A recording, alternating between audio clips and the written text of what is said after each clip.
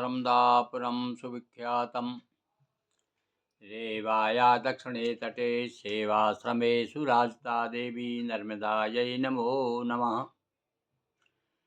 आत्मीय बंधुजनों, अनेक दिनों से मेरे पास प्रश्न आ रहे थे कि गुरुजी आपके बारे में बताइए, आपका परिचय दीजिए, क्योंकि कुछ धार्मिक, कुछ वेद संबंधी, कुछ रामायण संबंधी वीडियो हमारे देखे, लोगों के मन में जिज्ञासा, तो हमने कहा भाई केवल नाम ही क्या बताएं, हम आपको पूरा परिचय ही दे देते हैं आत्मकथा के रूप में।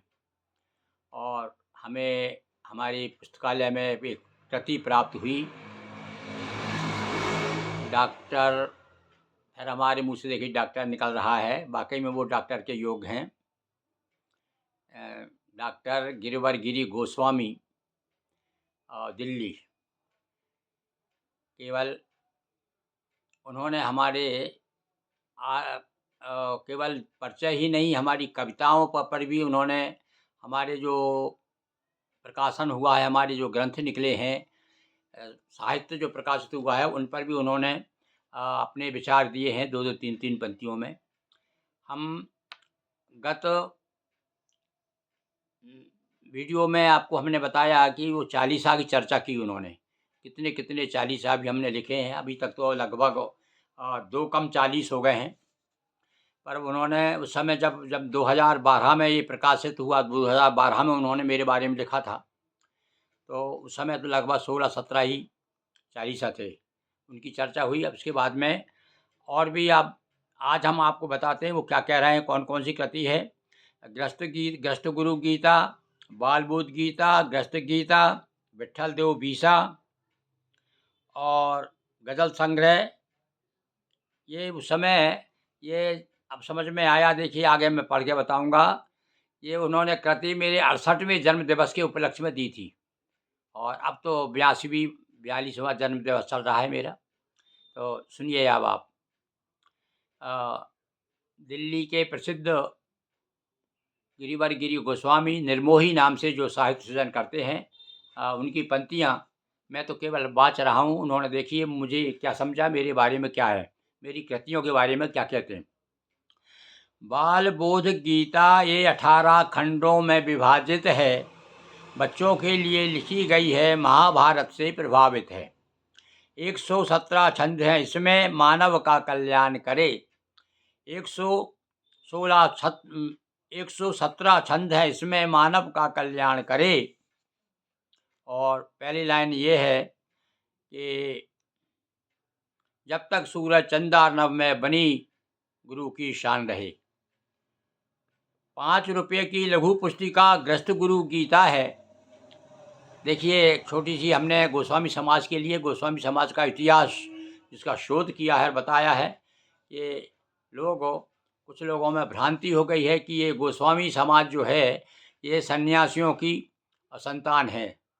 तो पहली बात तो ये कि, और कुछ लोग तो यहाँ तक कहते हैं कि नागा लोगों की संतान है, क्योंकि वो अपने नागा अखाड़े में जो मठ और मढ़ी हैं, और जो अखाड़े में जो भी त्रिशूल हैं, भाला हैं, धूनी है, सब उसकी चर्चा करते रहते हैं। और वास्तव में सन्यासियों के ही जैसे कुछ जीवन यापन भी करते हैं। तो कुछ घालमेल ऐसा हो गया जैसे कि तवा नदी नर्मदा में मिल गई, तो तवा का भी उतना ही भयंकर रूप है जितना कि नर्मदा का है। जब वो मिलती है तवा में, बांद्राभान में आकर जब मिलती है, तो आपको ऐसा लगेगा कि ये भी नर्मदा के समकक्षी नदी है। तो ऐसे ही 2 वर्ग है गोस्वामी समाज में। एक तो क्या है, प्रमाण मिले हमें, हमने शोध किया कि भगवान शंकराचार्य के द्वारा जो अखाड़ों का निर्माण हुआ, और जो उनके शिष्य थे उनको 10 नाम दिए गए उन्होंने, कि तीर्थ, आश्रम, वन, अरण्य, गिरि, पर्वत, सागर, पुरी, भारती, सरस्वती, ये 10 नाम उजागर, ये 10 नाम उनको दिए। उसके बाद में क्या हुआ, कालक्रम से जमातें निकला करती थी अखाड़ों की, नागा लोग निकला करते थे, और वो बड़े तपस्वी हुआ करते थे और बड़े चमत्कारी हुआ करते थे। तो उनके चमत्कारों से और उनके वैभव से, तपस्या से प्रभावित होकर के बड़े बड़े मालगुजार लोग, नवाब लोग, राजा लोग उनको भूमि दान कर देते थे।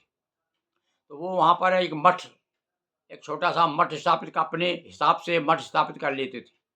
और मठ में जमात का जो प्रमुख महामंडलेश्वर होता था, वो किसी भी एक नागा को महंत या श्री महंत बना करके उस मठ में बिठा देता था कि आप इसकी देख-रेख करेंगे, लोग संचालित करेंगे, धर्म का प्रचार यहाँ से धर्म का प्रचार होगा, सनातन धर्म का प्रचार होगा। तो इस प्रकार से जहाँ-जहाँ सारे देश भर में, क्योंकि चारों दिशाओं में 4 मठ और मठ के अंतर्गत अखाड़े, 7 अखाड़े। अब तो खैर कुछ समय वैमनस्यता ऐसी हो गई कि अखाड़े दूर हो गए और शंकराचार्य की रीति नीति इस पे चलते नहीं हैं वो, इसलिए शंकराचार्य भी कभी-कभी उनका विरोध करते हैं। तो वो नागा लोग जो थे, वो एक मान लीजिए, अब मैं एक उदाहरण देता हूँ आपको। वैसे नागा जो होते हैं ना, नागा की इंद्रियां शिथिल हो जाती हैं, ऐसा कर देते हैं मंत्रों के द्वारा या कोई भी प्रक्रिया द्वारा, तो वो संतान पैदा नहीं कर सकते। तो ये तो बात पक्की हो गई कि ये जो दशनाम गोस्वामी समाज है, वो नागाओं की संतान नहीं। फिर किसकी संतान है भाई? क्योंकि ये लोग अपने आप को तो सन्यासियों की संतान मानते हैं। यदि मान लो ठीक मानते हैं तो कौन से सन्यासी की? तो वो सन्यासी जो नागाओं के, जैसे वो गुरु महाराज नागा एक महंत हो गया, तो वो अब उन्होंने अपने शिष्य कुछ बना लिए गृहस्थों में से कुछ ब्राह्मणों को, जो योग्य ब्राह्मण थे, उन लोगों को शिष्य बना लिए। अब उनको जब मंत्र दीक्षा दी तो गुरु अपना नाम दे देता है, अपना उपनाम भी देता है।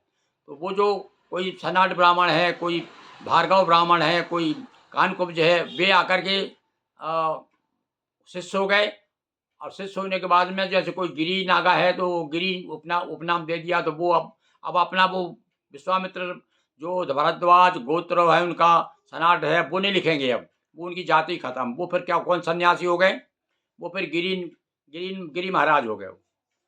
अब वो गिरी महाराज जो थे, कुछ दिन तक तो वो रहे, उन्होंने भी एक परंपरा हो सकता है, वो भी निहंग आदि निहंग रहे।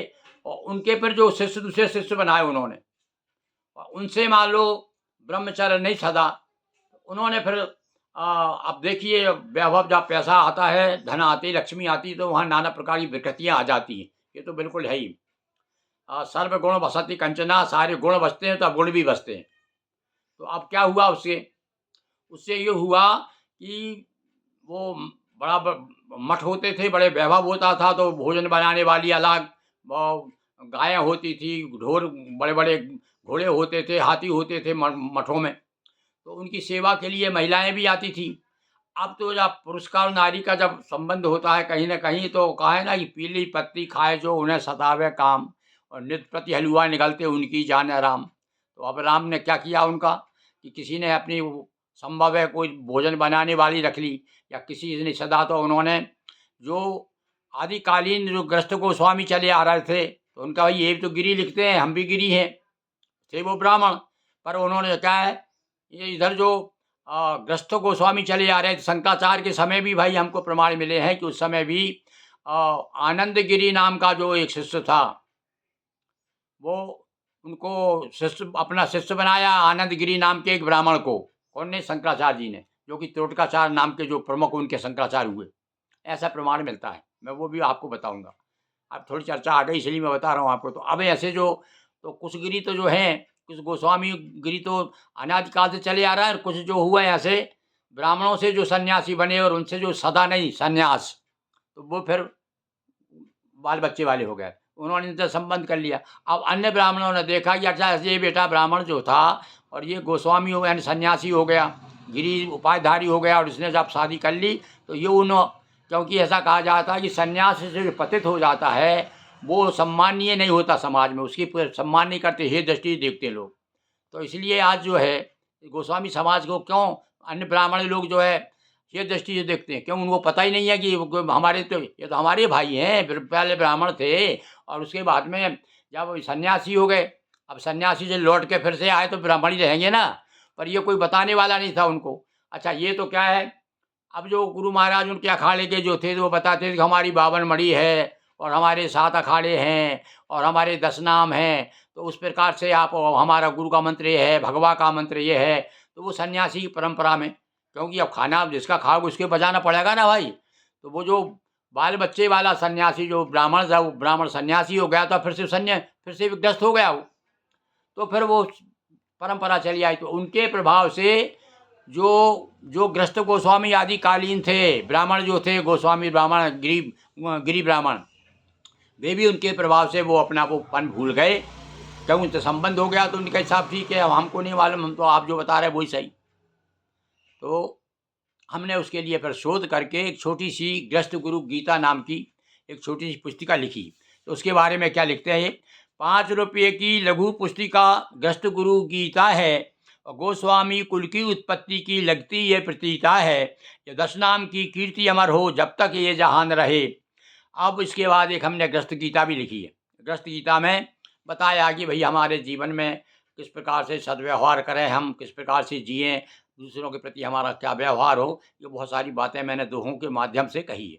तो उस कृति के बारे में वो कहते हैं कि गृहस्थ गीता कुछ दोहों की एक छोटी पुस्तक है, दोहों की भरमार है, इसमें ना कोई भी मुक्तक है, और दोहों के उपदेश भरे हैं, पालन की भी मान रहे। एक अद्भुत पुस्तक गुरु की विट्ठल देव बीसा है। एक संत है विट्ठल देव सागर के थे, उन पर हमने एक बीसा लिखा है। एक अद्भुत पुस्तक गुरु की विट्ठल देव बीसा है, दोहा और चौपाइयों की ये एक अर्ध चालीसा है, काव्य चरित्र शिव का है, करते सदा गुणगान रहे। लंबी काली रात खत्म हुई, आई ऐसी नई भोर, और छोट छोटा दोहा चौपाई गुरु चले गीतों की ओर। क्या बात है, क्या बढ़िया लिखा उन्होंने। अब मैंने गीत भी लिखे हैं भाई कुछ, तो गीतों की ओर नाम की एक पुस्तक प्रकाशित हुई। तो लंबी काली रात खत्म हुई, यानी अब वो मानते हैं कवि के पर दोहे दोहे बहुत लिखे होंगे कवि ने, पर इन्होंने गीत भी लिखे हैं। तो उन्होंने गीतों की ओर नाम की पुस्तक और लिख दिए ऐसे कुछ गीत, पढ़कर नहीं थकान रहे, और कुछ ऐसे गीत लिखे जो उन्हें बहुत अच्छे लगे। 68वें जन्म दिवस पर गुरु गरिमा के छंद पढ़े, देश भर के विद्वानों ने अपने अपने शब्द कहे, और पीला है पुस्तक का कलेवर ताकि अलग पहचान रहे। क्या बात है साहब, देखिए उन्होंने किस प्रकार से अपनी बात कहने के लिए कहाँ कहाँ से शब्द लाए हैं। मेरे 68वें जन्म दिवस पर एक छोटी पुस्तिका प्रकाशित हुई थी, उसका नाम था गुरु गरिमा के छंद। उसमें देश भर के कम से कम तो 60-70 विद्वानों के दोहों के माध्यम से, कविता के माध्यम से उन्होंने मेरे बारे में जो लिखा है, जो दिन मेरी तपस्या इतने साल की है, वो तपस्या के फूल कह सकते हैं हम उन्हें। ये दोहों जो लिखे कवियों ने, मेरे अन्य मित्रों ने और बड़े बड़े साहित्यकारों ने, तो वो मैंने छोटी सी किताब लिखी है, उसके बारे में उन्होंने लिखा है। फिर गिरी गुरु और उनका काव्य एक अनोखा ग्रंथ है, एक बड़ा ग्रंथ निकला है। एम.फिल उपाधि हेतु स्वीकृत शोध प्रबंध है, और शोध छात्र सतवीर सिंह की सबसे जान पहचान रहे। एक पंजाब के छात्र हैं, उन्होंने मेरे साहित्य पर शोध किया है, और वो एम.फिल स्वीकृत कहाँ से हुआ है, ये वहाँ से चेन्नई से हुआ है। और इसके बाद आगे देखिए, गिरिमोहन गुरु के काव्य का समीक्षात्मक अध्ययन है, श्रीमती भारती मिश्रा का ये शोध प्रबंधन है, बरकतुल्लाह विश्व यूनिवर्सिटी से ये भी कीर्ति मान रहे। और ये भैया ये दो मेरे साहित्य पर 2 लघु शोध लिखे गए हैं, और अनेक शोधकर्ताओं ने अपने अपने शोध ग्रंथों में पीएचडी वगैरह आदि में भी उल्लेख किया गया है। तो वो समय नहीं किया था, तो इसलिए इसमें वर्णन नहीं किया उन्होंने, वो मैं बाद में आपको बताऊंगा। और भी कम से कम 10-15 ऐसे शोधार्थी हैं जिन्होंने पीएचडी की है, और उन पीएचडी ग्रंथों में जैसे प्रबंध काव्य पे एक सुमन नाम की एक महिला है, उन्होंने पीएचडी की है प्रबंध काव्यों पे। तो प्रबंध काव्य में मेरा जय जय आंजनेय प्रबंध काव्य है, उसका उल्लेख किया है उसमें। तो ऐसे ही अनेक प्रबंध काव्यों में, शोध ग्रंथों में चर्चा हुई है। 2009 में आई थी जनक छंद मणिमालिका, त्रिपंथी से मिलकर बनती मात्राओं की तालिका, दिल्ली वाले ओपी भाटिया इसके बड़े विद्वान रहे। एक आराज नाम के भाटिया जी हैं, बहुत दिनों से उनसे मेरा संपर्क नहीं हुआ है, बीच में उनको सुनाना कम हो गया था, सुनाई नहीं देता था, बहुत वृद्ध हो गए हैं। उन्होंने एक जनक छंद का नया छंद दिया साहित्य को, और जिसपे बहुत बड़े बड़े विद्वानों ने शोध ग्रंथ लिखे। तो मेरे पास उनसे संपर्क हुआ, तो मैंने भी एक झटके में 100-150 जनक छंद लिख के भेज दिए। तो बहुत प्रसन्न हुए वो, और उन्होंने नाम दिया, और हमने उस नाम से प्रकाशित करवाया। भाई जनक छंद हम किसी समय आपको सुनाएंगे। पंडित गिरिमोहन गुरु के नवगीत सब पढ़ डाले, चयन सहयोगी आर के दीक्षित निर्मोही दिल्ली वाले, 68 नवगीतों की हमेशा बड़ी सुरीली तान रहे। इसमें मेरे 68 नवगीत है। ये सबसे पहले मेरे नवगीतों की किताब प्रकाशित हुई है।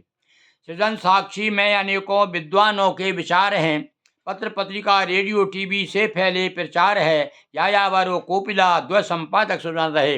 हाँ, ये सृजन साक्षी नाम की एक अलग सारे देश भर के विद्वानों के उसमें विचार है, और बल्कि प्रांतवार दिए हुए हैं, और एक बड़ा मेहनत के साथ में तैयार की गई ये पुस्तक है। इसके संपादक हैं राम स्नेही लाल शर्मा यायावर, हमारे देश के मूर्धन्य साहित्यकार हैं। उन्होंने संपादन का भार वहन किया। और कोपिला जी एक बहुत बड़े साहित्यकार हैं नेपाल के, वो इनके सहयोगी हैं हमारे उस कृति के। चलिए आगे। पढ़ने को मिला मुक्तक संग्रह जुगनुओं से उजाला, 420 मुक्तक है इसमें लगती है काव्यमाला, है गुलाबी मस्त कलेवा जिससे बनी पहचान रहे। और ये एक हमारा मुक्तक संग्रह है जुगनुओं से उजाला। और देखिए उसका मेरा एक मुक्तक सुना दूँ आपको मैं, ताकि आपको थोड़ी सी ये बोरियत भी कम हो जाएगी। तो देखिए हमने उसमें कहा है कि बात तारे यदि टाला करेंगे, बात तारे यदि टाला करेंगे, दीप दीप हीला हवाला करेंगे, दीप हीला हवाला करेंगे, साथ देगा नहीं चंद्रमा तो जुगनुओं से उजाला करेंगे। और भैया हम तो अपने जीवन में बड़े बड़े लोगों के हाथ पांव हमने कभी नहीं जोड़े, हम जुगनुओं से उजाला कर रहे हैं और हमको ये उजाला भाता है। तो हमने जुगनुओं के उजाला नाम से एक मुक्तक संग्रह लिखा है। तो उसके बारे में अभी आपने सुना कि हमारे श्री गिरिवर गिरी जी गोस्वामी निर्मोही क्या कहते हैं। अब आज के वीडियो में 4 पंक्ति और सुन लीजिए। हस्ताक्षर श्री गुरु का एक अलग अखबार है, जुड़ गए कई विद्वान जिन्हें गुरु से प्यार है, हस्तलिपि में लेख भेजकर करते काम महान है, हस्तलिपि में लेख भेजकर करते काम महान है, जब तक सूरज चंदा नव में बनी साथ सदा पहचान रहे, हिंदी जगत में श्री गुरु की सबसे ऊंची शान रहे। एक बात पुनः श्री गिरिवर गिरी गोस्वामी निर्मोही जी का आभार, बहुत बहुत धन्यवाद। और आप लोगों का भी आभार कि आप जो है ये भार सहन कर रहे हैं, ये मेरी आत्मकथा के जो छंद हैं उसका भार आप सहन कर रहे हैं, इसलिए आपको भी आभार, बहुत बहुत धन्यवाद। ओम नमो नारायण, ओम नमः शिवाय, श्री सीतारामचंद्राभ्याम नमः। नर्मदे हर।